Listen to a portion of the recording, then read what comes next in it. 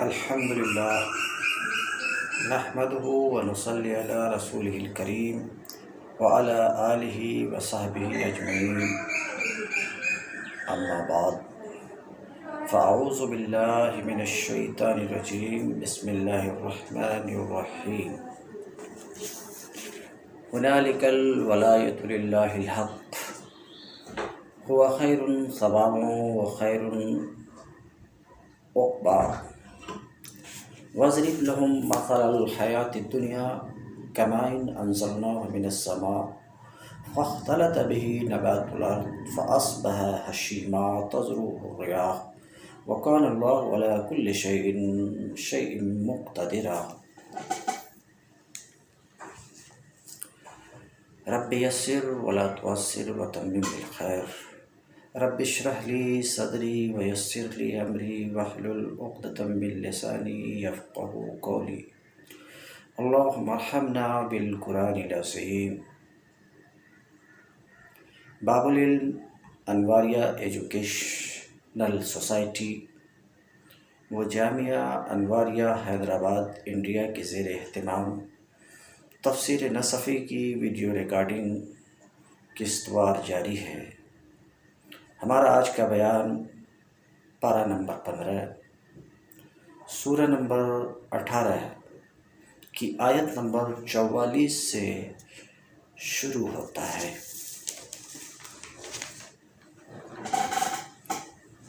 وَهُنَالِكَ الْوَلَایَةُ لِلَّهِ الْحَقُّ هُوَ خَیْرٌ ثَوَابًا وَخَیْرٌ عقبا۔ اس وقت معلوم ہوا کہ کارسازی کا اختیار خدائے برحق ہی کے لیے ہے۔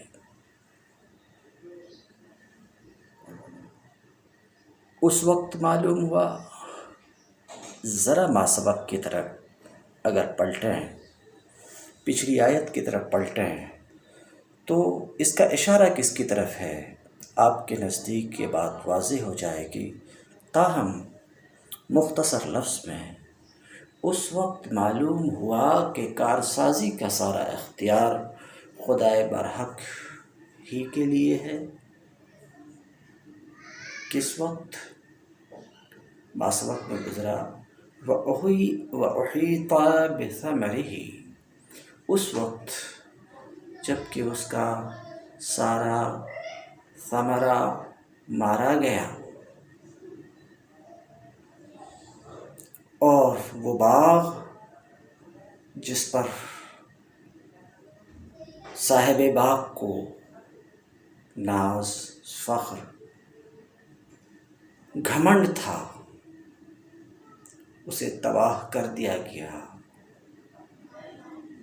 ہونالک، اس وقت معلوم ہوا اس گھمنڈی شخص کو، الولایۃ للہ الحق، کہ سارا کارسازی کا اختیار خدائے برحق ہی کے لیے ہے۔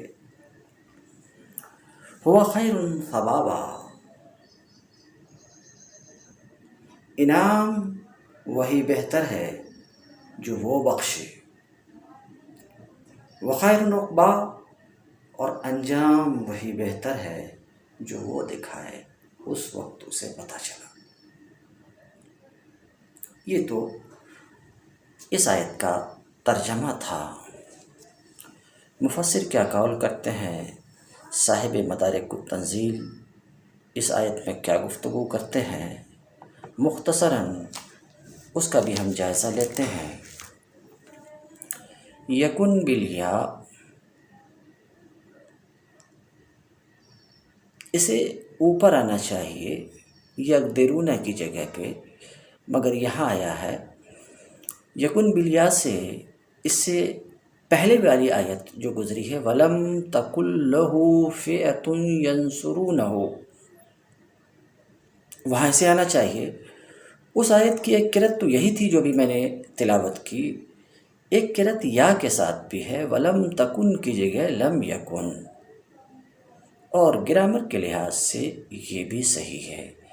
وہ تو صحیح ہے ہی کہ کانا کا اسم فیا ہے، اور وہ مؤنث ہے تو اسے تکن مؤنثی تانیث کے ساتھ ہی ہونا چاہیے،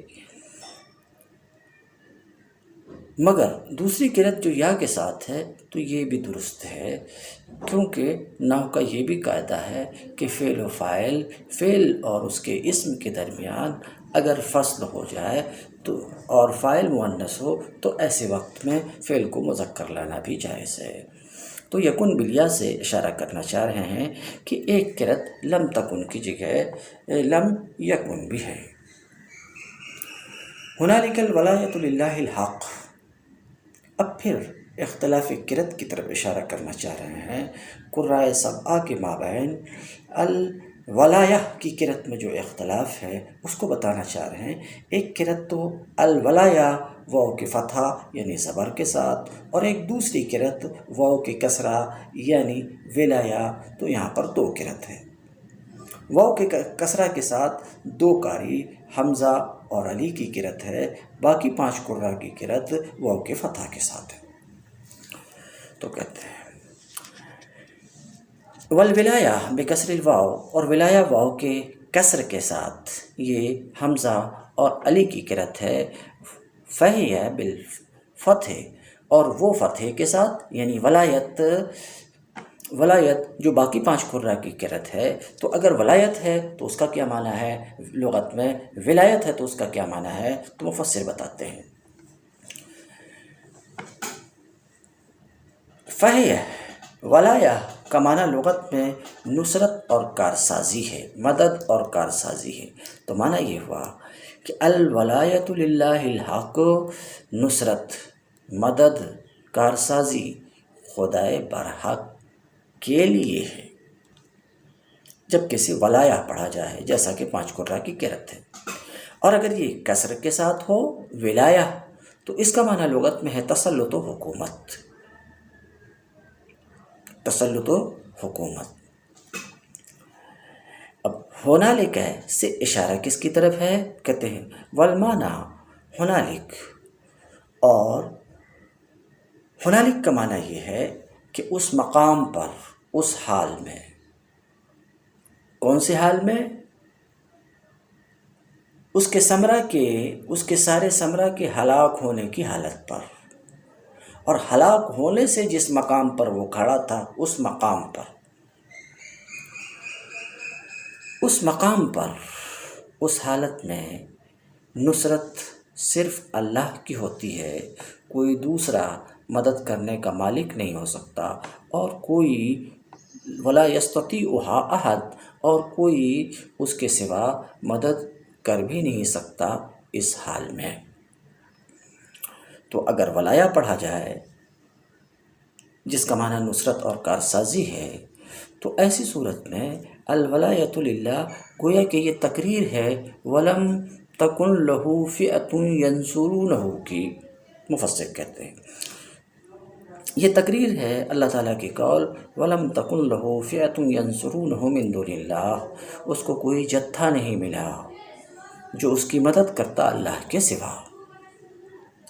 اور ہنالک سلطان، اگر ولایہ پڑھا جائے تو معنی یہ کہ وہاں سلطان یعنی تسلط و حکومت اللہ کی ہے، وہاں تسلط و حکومت صرف اللہ کی ہے۔ اور فی مثل تلک الحال الشدیدہ یتولی اللہ ویؤمن بہ کل مستر، یا معنی یہ ہے کہ اس جیسے سخت حال میں ہر کوئی اللہ کو کارساز مانتا ہے، ہر مجبور اللہ کو کارساز مانتا ہے اور اس کے اوپر ایمان لاتا ہے۔ یعنی اس کا یہ قول یا لیتنی لم اشرک، اوپر کی آیت میں جو گزرا، اس کا یہ قول یا لیتنی لم اشرک بربی احدا، اس کا جو یہ قول تھا جس میں اس نے کہا اے کاش میں اپنے رب کے ساتھ کسی کو شریک نہ ٹھہراتا، یہ وہ بات ہے جس کی طرف وہ مجبور ہوا۔ فقالها جزعا، تو اظہار غم کے طور پر اس نے کہا، انشاء کے لیے نہیں کہا، اظہار غم کے لیے کہا، اس مصیبت کی وجہ سے جو اسے لاحق ہوئی اس کے کفر کی نحوست کی وجہ سے، کہ اگر ایسا نہیں ہوتا، یہ مصیبت اسے نہیں پہنچتی تو یہ جملہ یہ کلمہ یعنی یہ بات اس کی زبان سے نہیں نکلتی۔ یہ معنی یہ ہے کہ ولایت اللہ کے لیے ہے، ولایت اللہ کی ہے کہ اپنے مومنین اولیاء کی وہ مدد فرماتا ہے کافروں کے خلاف، اور کافروں سے انتقام لیتا ہے۔ یعنی اللہ نے مدد کی اس چیز میں جو اللہ رب العزت نے کافر کے ساتھ کیا، فیما فعل بالکافر، جو اللہ رب العزت نے کافر کے ساتھ کیا، تو مدد کی اللہ نے کس کی؟ اخاہ المومن، اس کے مومن بھائی کی۔ اور اللہ رب العزت نے تصدیق کی اس کے ذریعے سے اس کے مومن بھائی کے اس قول کی، عسیٰ ربی ان یؤتینی خیرا من جنتک ویرسل علیہا حسبانا من السماء۔ بعید نہیں کہ میرا رب مجھے تمہارے باغ سے بہتر عطا فرمائے اور تمہارے باغ کے اوپر آسمان سے کوئی آفت نازل کرے۔ اور اس کی تائید اللہ تعالیٰ کی اس قول سے بھی ہوتی ہے، وہ خیر ثوابا و خیر عقبا لأولیائہ، وہ بہتر ہے ثواب کے اعتبار سے، بہتر ہے انجام کے اعتبار سے۔ لفظی ترجمہ سلیس ترجمہ پہلے کر چکا ہوں۔ وہ بہتر ہے ثواب کے اعتبار سے اور بہتر ہے انجام کے اعتبار سے اپنے اولیاء کے لیے۔ اور ہنالک اشارہ الی الآخرہ، یہ ہنالک اشارہ ہے، ایک تفسیر یہ بھی ہے، یا ہنالک سے آخرت کی طرف اشارہ ہے، یعنی فی تلک الدار، اس گھر میں، آخرت میں ولایت صرف اللہ کی ہوگی، جیسا کہ اللہ رب العزت کا فرمان ہے، لمن الملک اليوم۔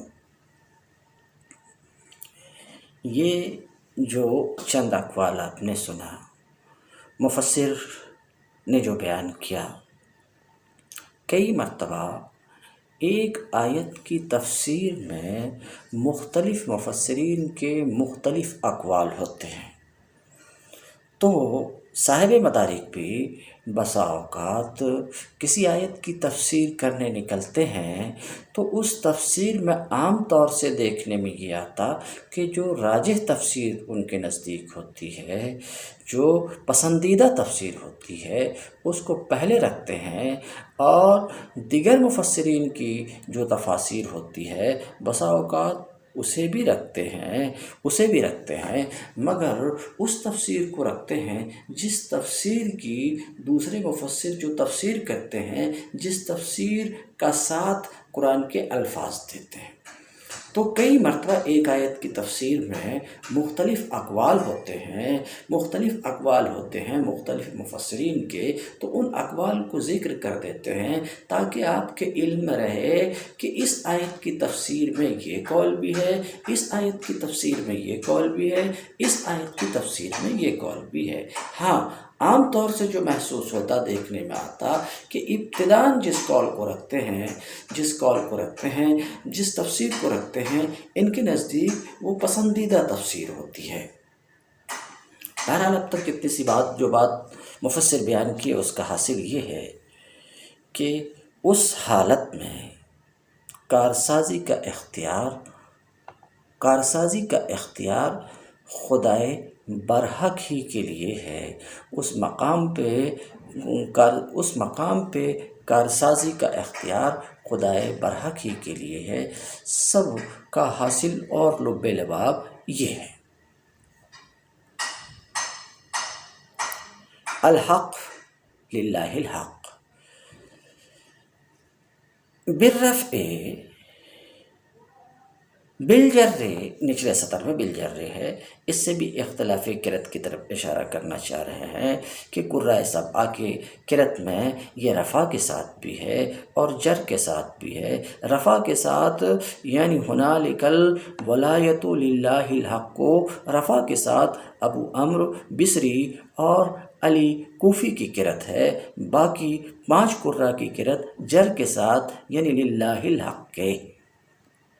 تو کہتے ہیں الحق رفع کے ساتھ ابو عمرو کی قرت ہے اور علی کی قرت ہے، اگر رفع کے ساتھ ہو تو ایسی صورت میں یہ ولایت کی صفت ہے، یعنی ہنالک الولایۃ الحق للہ۔ ایک تو یہ کہ اگر رفع کے ساتھ ہے تو ولایت کی صفت ہے، اور دوسری ترکیب کی بھی گنجائش ہے، او ہوا خبر و مبتدا محذوف، یا یہ کہ الحق کو رفع اس لیے ہے کہ یہ خبر ہے مبتدا محذوف کی، وہ مبتدا محذوف خواہ ہے خواہ ہوا ہو، دونوں کی گنجائش ہے۔ تو معنی یہ کہ وہاں ولایت صرف اللہ کے لیے ہے اور یہ حق ہے، کہتے ہیں۔ اور خبر مبتدا محذوف، یا یہ مبتدا محذوف کی خبر ہے، یعنی ہے الحق او ہو الحق۔ تو یہ قرت تو ان دونوں حضرات کی تھی، ان دونوں قراء کی تھی، کہتے ہیں ان دونوں کے سوا 5 قراء کی قرت جر کے ساتھ ہے، یعنی الحق کے، اگر جر کے ساتھ ہے تو حق یہ اللہ کی صفت ہے، یعنی خدائے برحق۔ اب اس آیت کے آخری حصے میں ہے وخیر عقبا، کہتے ہیں عقبا بسکون الکاف، کاف کے سکون کے ساتھ، یعنی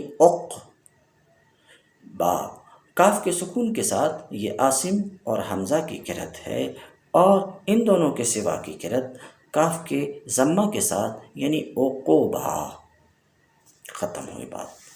ہاں شاذ قراتوں میں عقبہ اور عقوبہ کی جگہ پہ عقبہ فعلا کے وزن پر یہ ہے، مگر قرات کی اس اختلاف سے معنی میں کچھ فرق نہیں پڑتا ہے، سب عاقبہ انجام کے معنی میں ہے۔ وَاضْرِبْ لَهُمْ مَثَلَ الْحَيَاةِ الدُّنْيَا كَمَاءٍ أَنزَلْنَاهُ مِنَ السَّمَاءِ فَاخْتَلَطَ بِهِ نَبَاتُ الْأَرْضِ فَأَصْبَحَ هَشِيمًا تَذْرُوهُ الرِّيَاحُ۔ اے محبوب، حیات دنیا کی حقیقت انہیں ایک مثال سے سمجھا کہ دنیا کی حقیقت ایسی ہے جیسے کہ ہم نے آسمان سے پانی اتارا، فاختلط بہ نبات الارض، تو زمین کی پود خوب گھنی ہو گئی، زمین کی پود خوب گھنی ہو گئی، فاصبح ہشیما، پھر وہی پود خشک بھوس بن گئی، تذروہ الریاح، جسے ہوائیں لیے لیے اڑتی ہیں، جنہیں ہوائیں اڑائے پھرتی ہیں۔ وَكَانَ اللَّهُ عَلَى كُلِّ شَيْءٍ مُقْتَدِرًا، اور اللہ ہر ایک چیز پر قدرت رکھتا ہے، وجود دینے پر بھی اور فنا کرنے پر بھی۔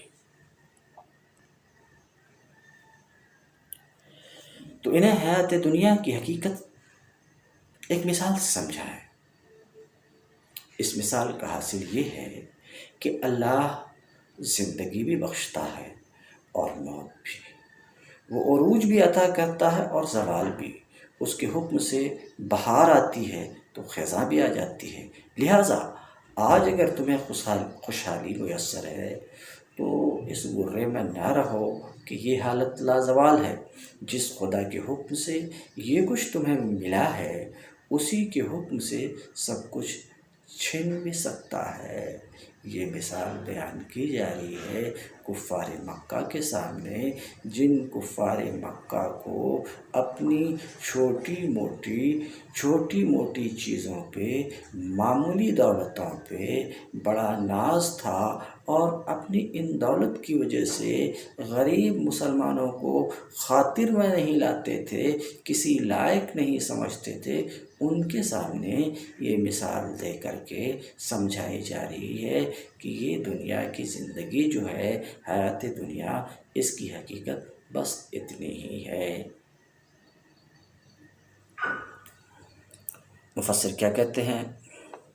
ہی کمائن، اشارہ کرنا چاہ رہے ہیں کہ کمائن خبر ہے اور مبتدا اس کا محذوف ہے، وہ یعنی حیات دنیا، یعنی حیات دنیا کی حقیقت کمائن اس پانی کی طرح ہے جسے ہم نے آسمان سے اتارا، فاختلط به نبات الارض، تو زمین کی پود خوب گھنی ہو گئی، یہ ترجمہ تھا۔ مفسر کہتے ہیں فالتف بسببه وتکاثف حتی خالط بعضه بعضا۔ لغوی معنی بیان کر رہے ہیں کہ اس کا معنی گنجان ہونا اور گھنا ہونا ہے، بے سبب ہی سے اشارہ کرنا چاہ رہے ہیں کہ فاختلط بے ہی میں جو با ہے وہ سبب کے لیے ہے، تو اس کی وجہ سے زمین کی پود خوب گنجان اور گھنی ہو گئی، یہاں تک کہ ایک دوسرے سے مل گئی، یعنی گنجان ہو گئی۔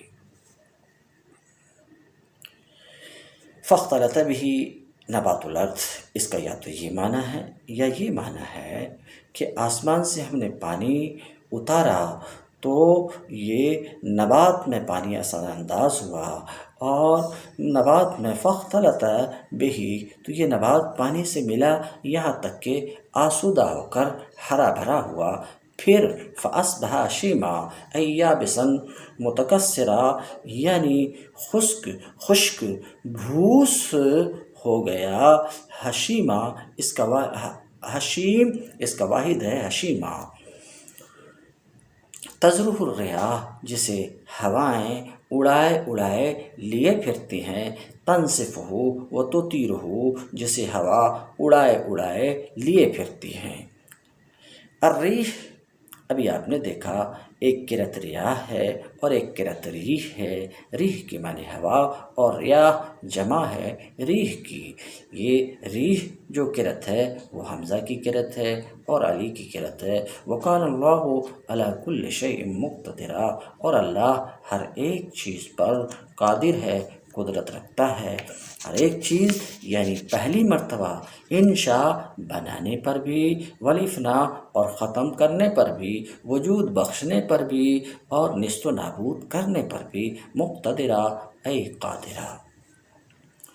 شبہ ہے، جیسا کہ میں ابھی بیان کیا، شبہ ہے کمائن، کاف برائے تشبیہ ہے، کاف برائے تشبیہ ہے کہ حیات دنیا اس پانی کی طرح ہے۔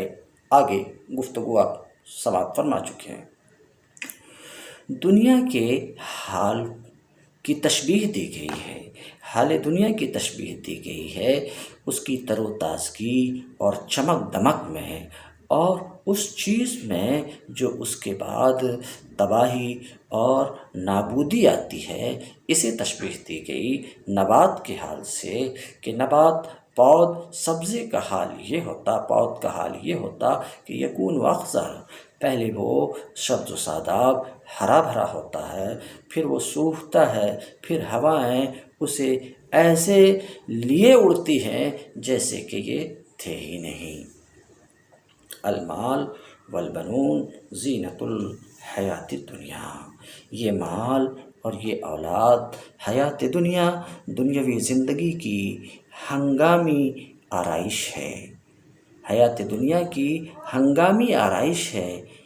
مفسر کہتے ہیں لا زاد القبر، یہ مال و اولاد توشہ قبر نہیں ہے، سامان آخرت نہیں ہے، سامان آخرت نہیں ہے، سمجھ رہے ہیں، یہ سامان آخرت نہیں ہے، لہٰذا مال و اولاد پر اترانا نہیں چاہیے، مال و اولاد کے مل جانے سے یہ نہیں سمجھنا چاہیے کہ ہم سے ہمارا رب خوش ہو گیا ہے، اسی وجہ سے ہمارے پاس یہ مال و دولت اور اولاد ہیں۔ مال و اولاد کی جہاں تک بات ہے، زینت الحیات دنیا، حیات دنیا کی ہنگامی آرائش ہے، ہنگامی زینت ہے۔ مفسر کہتے ہیں یہ توشہ قبر نہیں ہے، سامان آخرت نہیں ہے۔ والباقیات الصالحات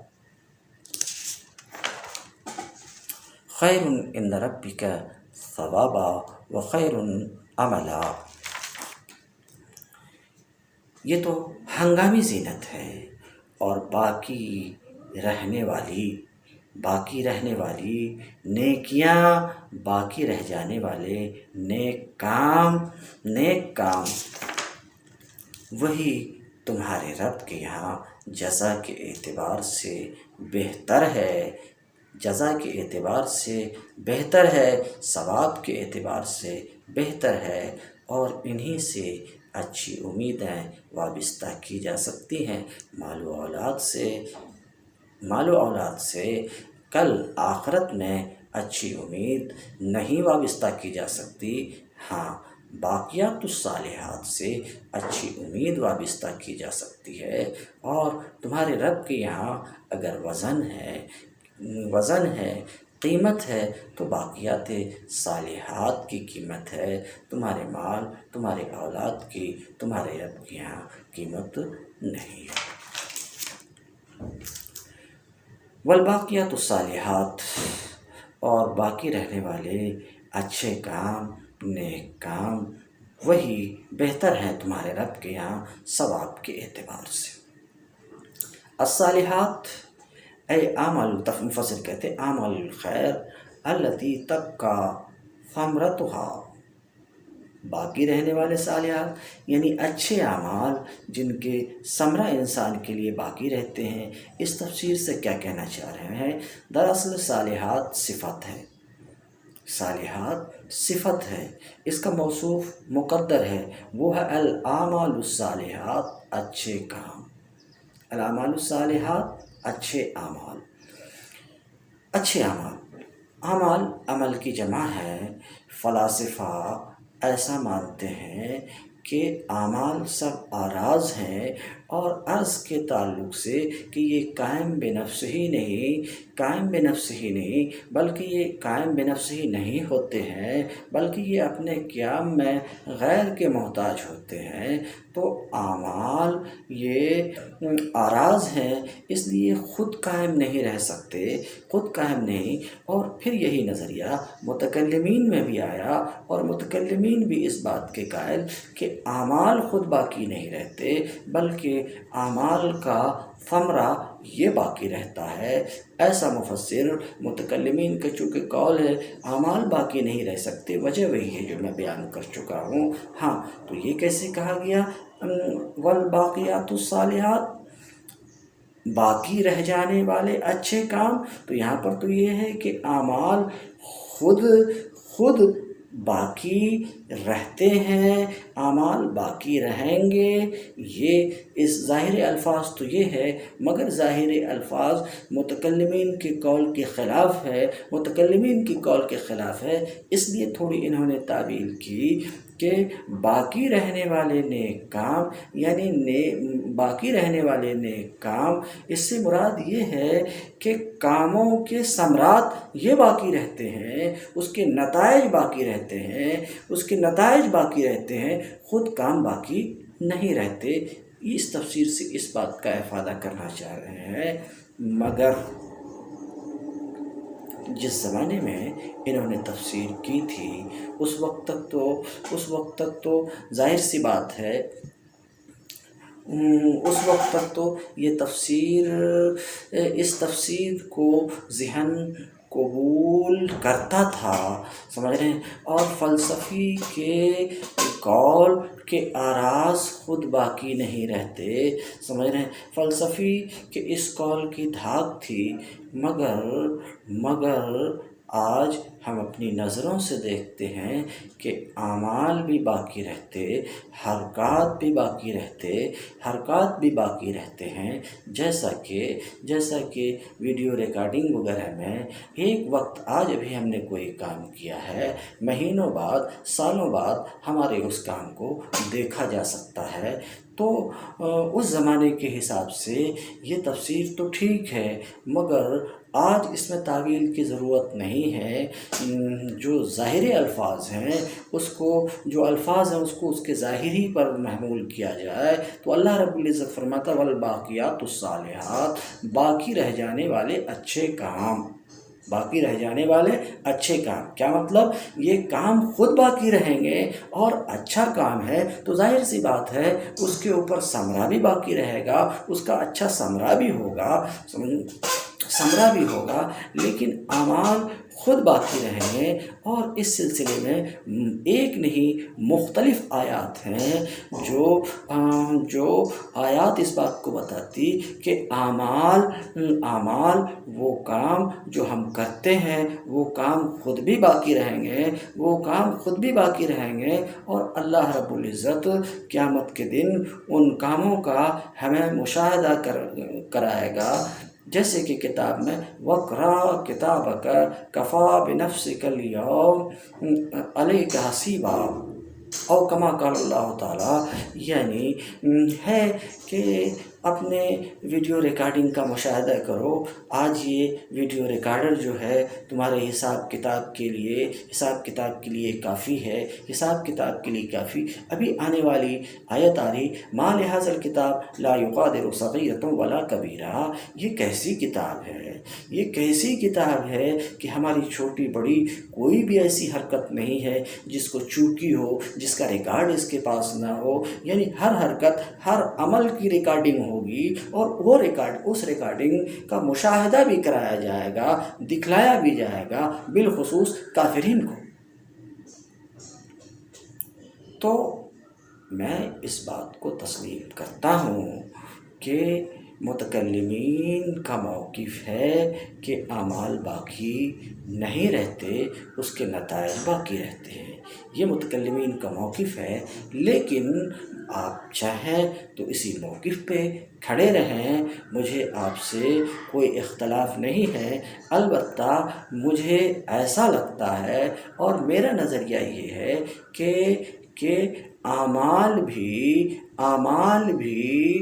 باقی رہتے ہیں، اعمال بھی باقی رہیں گے، اور ظاہر سی بات ہے اعمال باقی رہتے ہیں تو ان کے نتائج تو باقی رہیں گے ہی، میرا اپنا نظریہ ہے، باقی آپ کی مرضی۔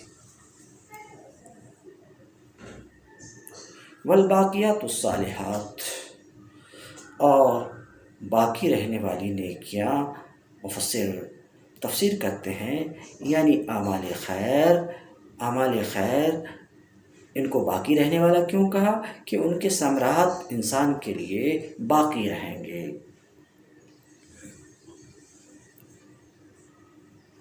تو جیسا کہ ابھی اس سے پیچھے میں بیان کیا، کوئی آیت ہوتی، اس آیت میں کئی مرتبہ مختلف مفسرین کی مختلف تفاسیر ہوتی ہے،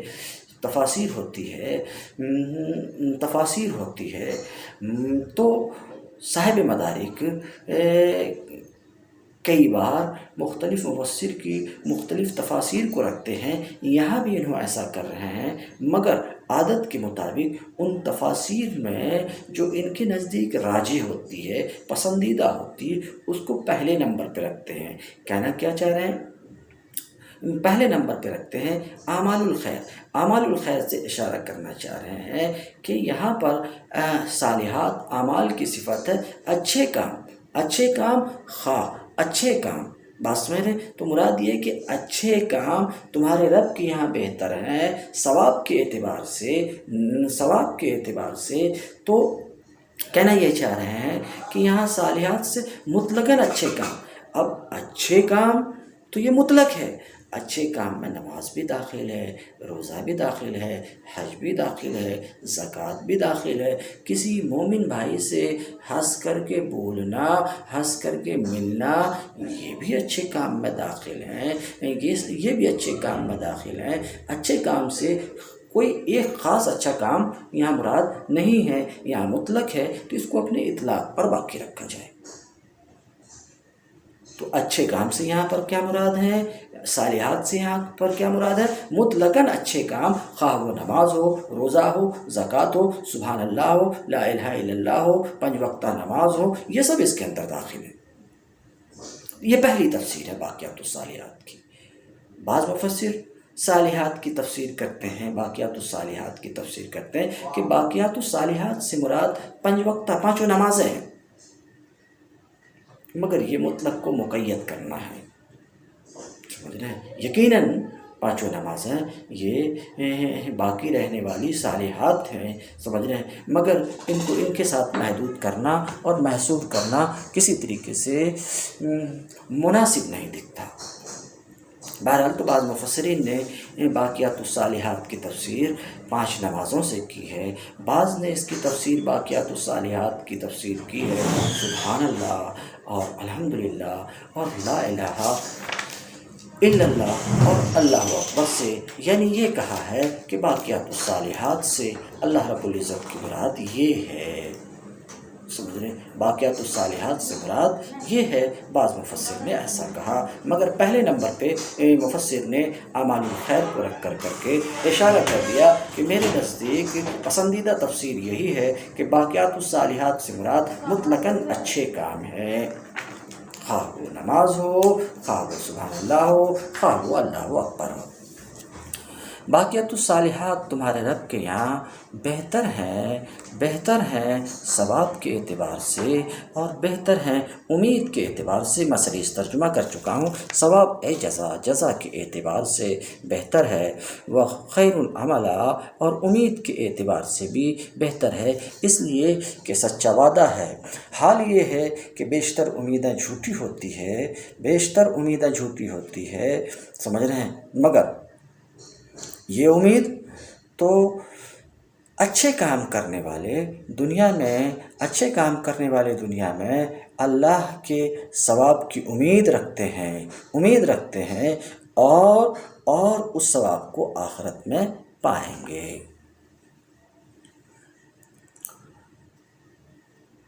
وَيَوْمَ نُسَيِّرُ الْجِبَالَ وَتَرَى الْأَرْضَ بَارِزَةً وَحَشَرْنَاهُمْ فَلَمْ نُغَادِرْ مِنْهُمْ أَحَدًا۔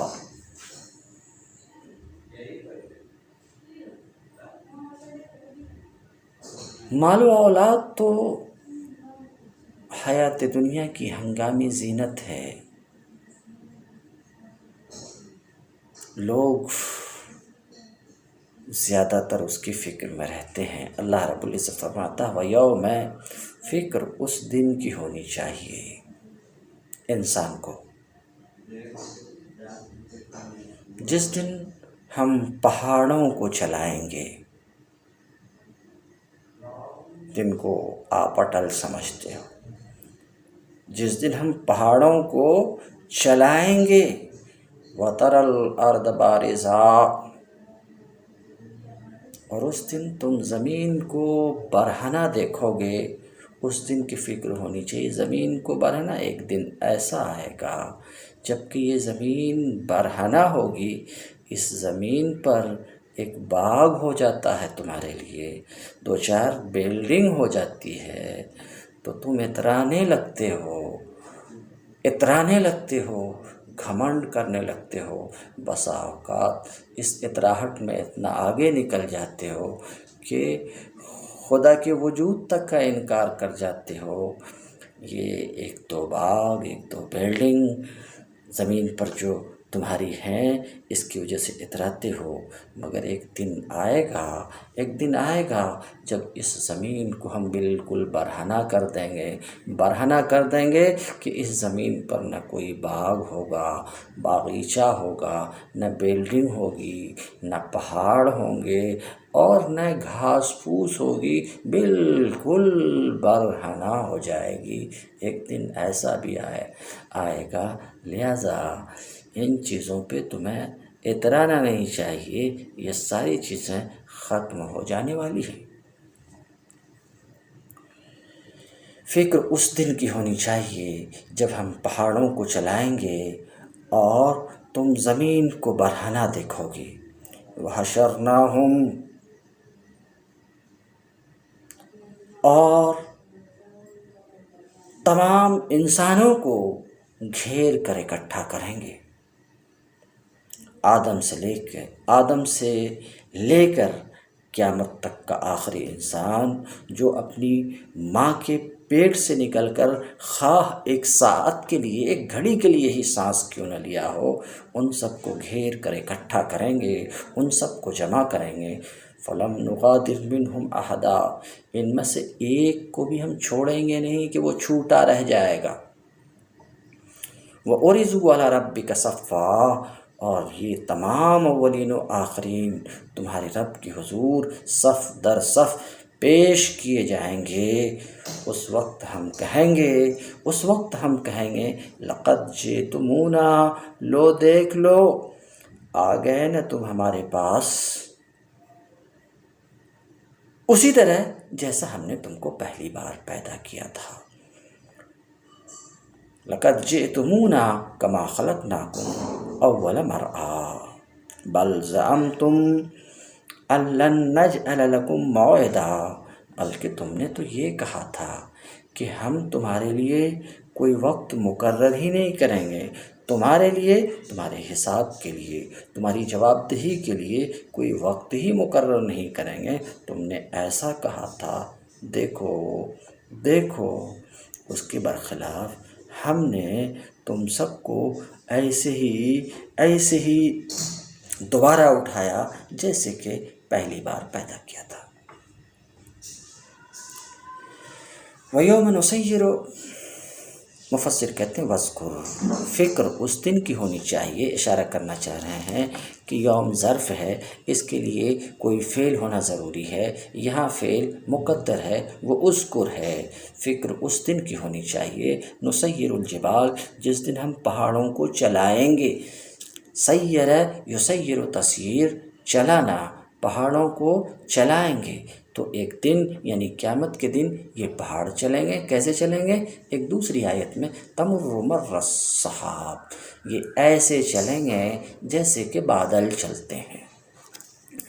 جس دن ہم پہاڑ کو چلائیں گے تو سیر الجبال، اس سے اختلاف قرأت کی طرف اشارہ کرنا چاہ رہے ہیں کہ ایک قرأت تو نسیر ہے، نسیر الجبال ہے، دوسری قرأت تسیر الجبال ہے۔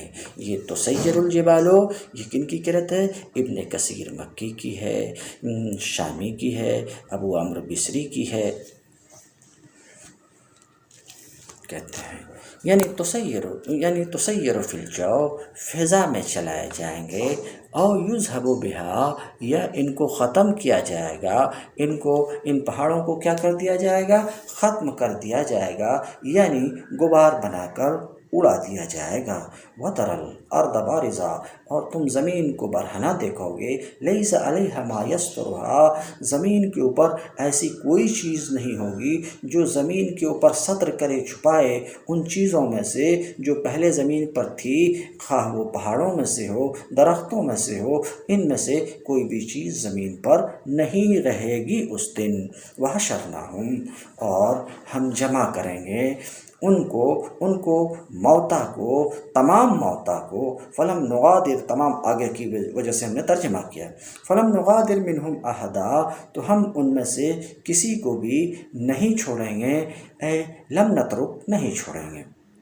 تفسیر لم نترک سے کیوں کر رہے ہیں؟ اس کی وجہ خود بیان کر رہے ہیں۔ غادر یغادر، مغادرہ ترک کے معنی میں آتا ہے، تو فلم نغادر اے فلم نترک، ہم نہیں چھوڑیں گے، منہم احدا، ان میں سے کسی کو بھی، غادرہ اے ترکہ، اس نے اس کو چھوڑ دیا۔ اسی سے غدر ہے، جو غدر بولا جاتا ہے، غدر کے معنی وفا کو چھوڑنا، بدعہدی کرنا، سمجھ رہے ہیں؟ تو یہاں پر بھی ترک کا معنی ہے۔ اسی سے غدیر ہے، غدیر کو غدیر کیوں کہتے ہیں؟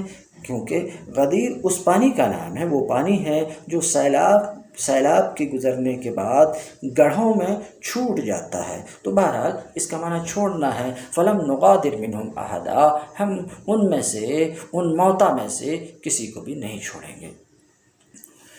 وَعُرِضُوا عَلَىٰ رَبِّكَ صَفًّا، اور یہ سب کے سب تمہارے رب کی حضور صف در صف، قطار در قطار پیش کیے جائیں گے۔ صفا، مصطفین ظاہرین، مصطفین سے اشارہ کرنا چاہ رہے ہیں کہ یہ صفہ حال ہے، مستفین کے معنی میں ہے، ذوالحال جمع مذکر ہے تو حال کو بھی جمع مذکر ہونا چاہیے۔ تو اشارہ کرنا چاہ رہے ہیں کہ صفہ مستفین کے معنی میں ہے، تمہارے رب کے حضور پیش کیے جائیں گے صف در صف، اس حال میں کہ سب کے سب ظاہر ہوں گے۔ تمہیں ان کی جماعت ایسے ہی نظر آئے گی، ان موتا کی جماعت ایسے ہی جیسے کہ ہر ایک شخص تم کو نظر آتا ہے، کوئی کسی کے لیے رکاوٹ نہیں بنے گا کہ ایک دکھ رہا تو پیچھے والا نہیں دکھ رہا، ایسا نہیں، ہر کوئی نظر آئے گا۔ تو یہ جو فرمایا گیا کہ سب کو اکٹھا کریں گے، کسی کو نہیں چھوڑیں گے، اور سب کے سب تمہارے رب کے حضور قطار در قطار پیش کیے جائیں گے، تو کہتے ہیں شبہت حالہم، ان موتا کے حال کو تشبیہ دیا گیا ہے بحال الجند، اس لشکر کے حال سے جو لشکر بادشاہ کے سامنے پیش ہوتے ہیں، یعنی جس طریقے سے لشکر کو بادشاہ کے سامنے پیش کیا جاتے ہیں، اسی طریقے سے سب کے سب اللہ کے حضور پیش ہوں گے۔ لقد جئتمونا ای قلنا لہم، جب سب کے سب اللہ کے حضور پیش ہوں گے تو اس وقت ہم ان سے کہیں گے، لقد ای قلنا لہم سے مفسر اشارہ کرنا چاہ رہے ہیں کہ مقدر ہے یہ، جو سیاق کے کلام سے سمجھ میں آ جاتا ہے۔ لقد جئتمونا، اس وقت ہم کہیں گے ان سے، ان موتا سے کہیں گے، لو دیکھ لو، لقد جئتمونا، آ گئے نا تم ہمارے پاس، لقد جئتمونا، آ گئے نا تم ہمارے پاس۔ اور یہ جو مضمر ہے جئتمونا، یہ جائز ہے کہ یہ نصب کا عامل ہو، یوم نسیر میں، یوم میں ممکن ہے کہ یہی عامل ہو۔ کما خلقناکم اول مرہ، ایسے ہی اسی طرح جس طرح ہم تم کو پہلی بار پیدا کیے تھے، یعنی لقد بعثناکم، ہم نے تم کو اٹھایا جس طریقے سے ہم نے تم کو پہلی بار پیدا کیا تھا۔ یہ ایک تفسیر تھی کما خلقناکم اول مرہ کا، اور پہلے نمبر پہ اسے رکھا، اس سے آپ کو اطمینان ہونا چاہیے کہ یہی ان کی پسندیدہ تفسیر ہے، اور اسی تفسیر کو ما قبل سے تال میل مناسبت ہے، جس پیرائے میں، جس ضمن میں یہ آیت آ رہی ہے اس کی تفسیر یہی ہونی چاہیے۔ مگر کچھ لوگوں نے اس کی تفسیر یوں بھی کی کہ جس طریقے سے ہم تم کو پہلی بار پیدا کیے تھے، یعنی تم ہمارے پاس ارات آؤ گے، برہنہ آؤ گے کہ تمہارے ساتھ کوئی لباس نہیں ہوگا، ایسے ہی جیسے کہ ہم تم کو پہلے پیدا کیے تھے بغیر لباس کے۔ ایک تفسیر یہ بھی ہے، مگر مفسر کے نزدیک یہ راجح نہیں ہے، میرے نزدیک بھی یہ راجح نہیں ہے۔ وَإِنَّمَا قَالَ، ہاں اب ایک نقطے کی بات کرنا چاہ رہے ہیں، وہ یہ کہ حشرناہم، ابھی آپ نے دیکھا، وحشرناہم فلم نغادر منہم احدا، حشرنا یہ فعل ماضی ہے، اور اس سے پہلے یوم نسیر الجبال، نسیر یہ فعل مضارع ہے، وتری الارض بارزہ، ترى یہ فعل مضارع ہے۔ تو دو فعل مضارع ہیں، ایک فعل ماضی ہے، بات جس دن کی ہو رہی ہے وہ آخری دن ہے، آخری دن ایسا ہوگا، سمجھ رہے ہیں، ایسا ہوگا، تو ایک فعل ماضی، دو فعل مضارع، وجہ کیا؟ تو اس نقطہ کو بتانے، اس میں نقطہ کیا ہے؟ نقطہ کیا؟ تو مفسر کہتے ہیں حشرناہم کو اللہ رب العزت نے فعل ماضی کے ساتھ لایا، نسیرو اور ترا کے بعد جو دونوں فعل مضارع ہیں، اس بات کو بتانے کے لیے کہ موتا کا حشر، موتا کو اٹھایا جانا، سمجھ رہے ہیں، یہ کب ہوگا؟ فعل ماضی گزشتہ زمانے ماقبل کو بتاتا ہے، یہ کب ہوگا؟ یہ تیسیر اور بروز سے پہلے ہوگا۔ نقطہ کیا بیان کرنا کہ وہ دو نسیرو فعل مضارع، ترا فعل مضارع اور حشرنا فعل ماضی، یہ ایسا کیوں حشرنا کو فعل ماضی کے ساتھ لایا؟ اس بات کو بتانے کے لیے کہ پہلے مردے کو اٹھایا جائے گا، بعد میں پہاڑ چلائے جائیں گے، بعد میں زمین وتری الارض بارزہ، بعد میں یہ زمین بالکل برہنہ کی جائے گی، اس بات کو بتانے کے لیے کہ موتا کا حشر تسییر اور بروز سے پہلے ہوگا۔ کیوں؟ تاکہ یہ دوبارہ جمع ہونے والے، اکٹھا ہونے والے، اٹھنے والے، دوبارہ اٹھائے جانے والے یہ مشاہدہ کریں تلک الاحوال، ان خوفناک مناظر کا۔ جب کون سا منظر؟ زمین کو برہنہ کیے جانے کا منظر اور پہاڑوں کے ہٹائے جانے کا منظر، اس کا وہ مشاہدہ کریں۔ کأنہ قیل، تو گویا کہ اللہ رب العزت کی طرف سے یہ کہا گیا وحشرناہم قبل ذالک، اس سے پہلے، یہ کام کرنے سے پہلے ہم انہیں اٹھائیں گے۔ بل زعمتم ان لن نجعل لکم موعدا، بلکہ تم نے تو یہ گمان کیا تھا، تم نے تو یہ کہا تھا کہ ہم تمہارے لیے کوئی موعد، کوئی وقت مقرر نہیں کریں گے۔ بات ہو چکی، ہم تمہارے لیے کوئی وقت مقرر نہیں کریں گے۔ تم نے دنیا میں ایسا کہا تھا اور انبیاء کو جھٹلایا تھا، بعض کے حوالے سے تم نے ایسا کہا تھا، مگر دیکھ لو آج کہ انبیاء سچے ہیں، ان کی بات سچی یا تمہاری بات سچی، بلکہ تم نے کہا تھا کہ ہم تمہارے لیے کوئی موعد نہیں بنائیں گے۔ اب ایک لفظی گفتگو کرنا چاہ رہے ہیں۔ موعد ظرف ہے، تو ظرف زمان ہے یا ظرف مکان ہے، دونوں کی گنجائش ہے۔ اگر یہ ظرف زمان ہے تو معنی یہ کہ تم نے یہ کہا تھا کہ ہم تمہارے لیے کوئی وقت مقرر نہیں کریں گے، لِإِنْجَازِ مَا وَعِدتُّم، اس چیز کو وفا کرنے کے لیے جس کا تم سے وعدہ کیا گیا تھا انبیاء کی زبانی، یعنی بعض مرنے کے بعد دوبارہ اٹھائے جانے کا۔ تو یا تو یہ ظرف زمان ہے اور اس کی گنجائش ہے، یا ظرف مکان ہے، ہم تمہارے لیے کوئی موعد مقرر نہیں کریں گے، کوئی جگہ مقرر نہیں کریں گے، سمجھ رہے ہیں؟ مکان وعدہ کی جگہ حساب کتاب کے لیے۔ وآخر دعوانا ان الحمد للہ رب العالمین۔